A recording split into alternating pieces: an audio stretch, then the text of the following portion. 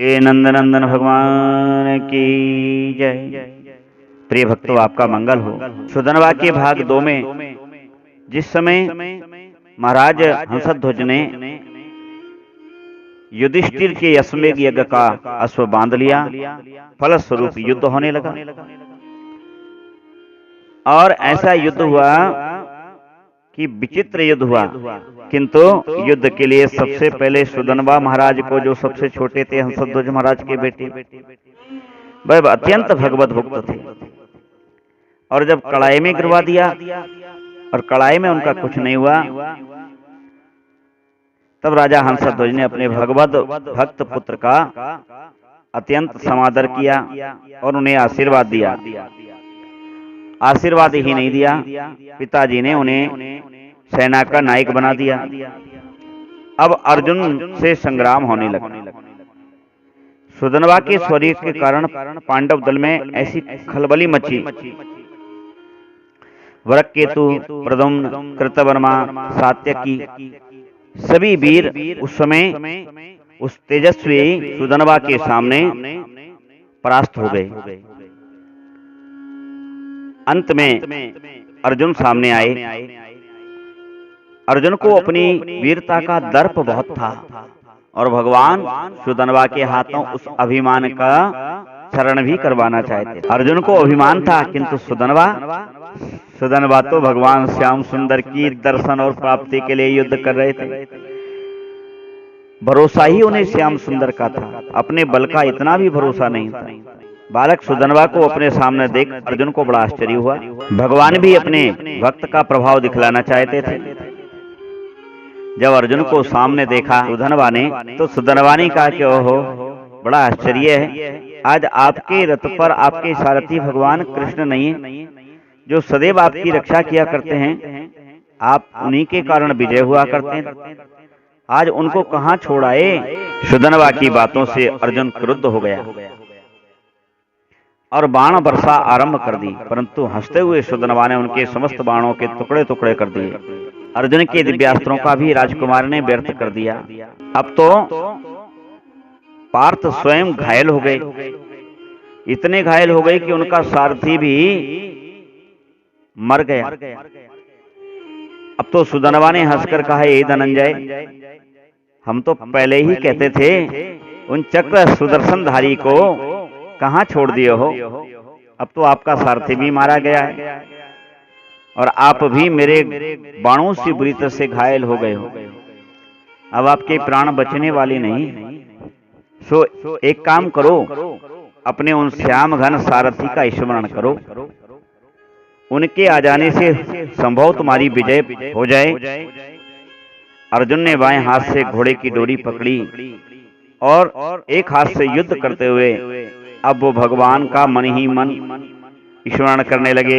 हे नंदनंदन, हे श्याम सखा, हे गोविंद, हे दामोदर, हे माधव, शीघ्र आइए। इतना कहते ही तो भगवान प्रकट हो गए। उन्होंने अर्जुन के हाथ से रथ की रश्मि ले ली। सुदनवा और अर्जुन दोनों ने भगवान को प्रणाम किया। सुदनवा तो इतना आनंदित हो उठा, उसके नेत्र आनंद से खिल उठे, क्योंकि उसके युद्ध का अभिप्राय ही यही था। उसका प्रयोजन पूर्ण हुआ, जिसके लिए उसने युद्ध में अर्जुन को छकाया था, वह कार्य अब पूरा हो गया। कमल लोचन श्री कृष्णचंद्र जो पधार गए, उनके दर्शन करके अब तो सुदनवा कृतकृत हो गया। उसे भला और क्या चाहिए था। उसने अर्जुन को ललकारा, पार्थ, आपके ये सर्व समर्थ सारथी तो आ गए, अब तो आज मुझ पर विजय पाने के लिए कोई प्रतिज्ञा करो तुम, तभी तुम्हारी विजय सफल है। अब अर्जुन भी आवेश में आ गए और अर्जुन ने अपने 3 बाण निकाल करके प्रतिज्ञा की कि मैं इन 3 बाणों से यदि तेरा मस्तक न काट सका तो मेरे पूर्वज पुण्यहीन होकर के नरक में गिर पड़े। अर्जुन की प्रतिज्ञा सुनकर सुदनवा ने हाथ उठाकर कहा, हे अर्जुन, ये कृष्ण साक्षी हैं, इनके सामने ही मैं तुम्हारे इन 3 बाणों को काट ना दूं तो मुझे घोर गति प्राप्त हो। यह कहकर सुदनवा ने श्री कृष्ण और अर्जुन दोनों को बाणों से घायल कर दिया। उनके रथ को कुछ तोड़ डाला और बाण इतने मारे कि अर्जुन का रथ कुमार के चक्के की भांति गोल गोल घूमने लगा और 400 हाथ पीछे जा पड़ा। भगवान ने कहा, अर्जुन, सुधनवा बहुत बांका वीर है, तुमने मुझसे बिना पूछे प्रतिज्ञा क्यों कर ली? ये तुमने ठीक नहीं किया। तुम जानते हो कि सुधनवा एक पत्नी व्रत है और इसी से ये अत्यंत महान है। और तुम तो भली भांति जानते हो कि तुम और हम दोनों इस व्रत में पीछे हैं। सुधनवा एक पत्नी व्रत है और हम दोनों नहीं। तब तुम्हें प्रतिज्ञा करने से पहले मुझे पूछना चाहिए था। जयद्रथ के वध के समय तुम्हारी प्रतिज्ञा ने कितना संकट उपस्थित किया था, क्या तुम भूल गए हो?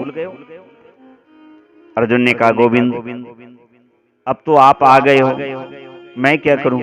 कहलाने वाले, करने वाले, करवाने वाले सब आप हो। अब मुझे कोई चिंता नहीं, जो भी हो। जब तक आपके हाथ में मेरे रथ की डोरी है, मुझे कोई संकट में डाल नहीं सकता। मेरी प्रतिज्ञा अवश्य पूर्ण होगी। अब अर्जुन ने प्रथम बाण चढ़ाया, जो प्रतिज्ञा की थी 3 बाणों की। भगवान ने कहा, रुको रुको रुको जरा।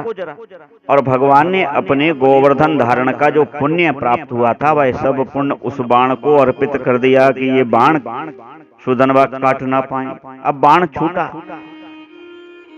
जैसे अर्जुन ने बाण छोड़ा, कालाग्नि के समान वह बाण चला, लेकिन बाहरे सुधनवा ने उन्हीं गोवर्धनधारी भगवान श्री कृष्ण का स्मरण किया और जो बाण मारा तो अर्जुन का बाण 2 टुकड़े हो गया। अब पृथ्वी कांपने लगी, देवता भी आश्चर्य में पड़ गए। भगवान की आज्ञा से अर्जुन ने दूसरा बाण चढ़ाया। भक्त वत्सल भगवान ने उसे अपने बहुत से पुण्य अर्पण किए उस बाण को। और जैसे ही वह बाण अर्जुन ने छोड़ा, वीर सुधनवा ने भगवान श्री कृष्ण चंद्र जी का ध्यान किया और बाण से कहा, श्री कृष्ण चंद्र भगवान की जय। और जैसे ही बाण चलाया तो दूसरा बाण भी 2 टुकड़े हो गया। अब अर्जुन उदास हो गए। रणभूमि में तो हाहाकार मच गया। आकाश से देवता सुधनवा के ऊपर पुष्प वृष्टि करने लगे और जय जयकार करने लगे सुधनवा की।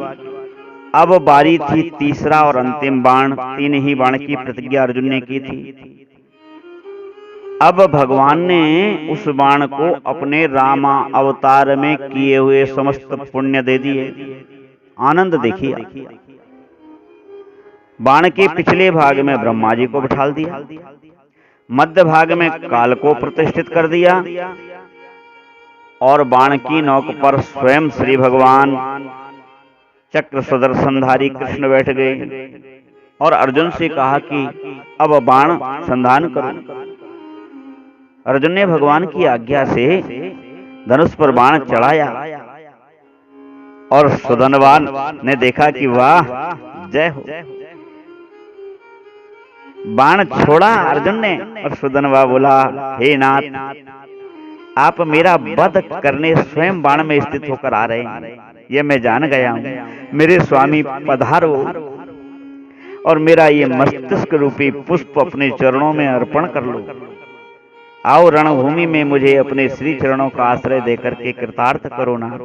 वीर सुधनवा कहने लगा, अर्जुन तुम्हें धन्य है, साक्षात नारायण तुम्हें और तुम्हारे बाण को अपना पुण्य दे रहे हैं। पुण्य ही नहीं दे रहे हैं, स्वयं बाण पर भी स्थित हो रहे हैं। हे पार्थ, विजय तो अवश्य तुम्हारी ही है, किंतु भूलो मत, मैं इन्हीं श्री कृष्ण की कृपा से इस बाण को भी अवश्य काट डालूंगा। बाण छूटा और सुधनवा ने पुकार की, भक्त वत्सल गोविंद की जय। और जो अपना बाण मारा तो भक्त के प्रभाव को काल रोक ले, यह संभव नहीं है। अर्जुन का वह तीसरा बाण भी बीच में से कट करके 2 टुकड़े हो गया। सुधनवा की प्रतिज्ञा पूरी हुई। अब अर्जुन का प्रण पूरा होना था। भगवान की तरफ अर्जुन बड़ी ही बुरी तरह से दीनता के भाव से देखने लगा। तब भगवान ने लीला की, बाण कट गया, लेकिन उसका जो अगला भाग था वह गिरा नहीं, आकाश में ही रहा। और उस आधे भाग ने ही दौड़ करके, क्योंकि उसमें भगवान कृष्ण थे, जाकर के सुदनवा का मस्तक काट लिया। मस्तकहीन सुदनवा के शरीर ने भी पांडव सेना को तहस नहस कर दिया और उसका सिर भगवान के श्री चरणों में जाकर गिरा। श्री कृष्ण चंद्र ने उस मस्तिष्क को, जो गोविंद, मुकुंद, माधव, हरि, कटे हुए मस्तक से भी आवाज आ रही, उसे अपने दोनों हाथों में उठा करके हृदय से लगा लिया। और उसी समय परम भक्त सुधनवा के मुख से एक ज्योति निकली और सबके देखते देखते भगवान श्री कृष्ण के मुख में प्रविष्ट हो गई। अतः सुधनवा की वह कामना भी पूरी की और भक्त वत्सल भगवान ने अर्जुन का मान हानि होते हुए भी बचा लिया। ऐसे भक्त वत्सल भगवान की जय। श्री राम जय राम।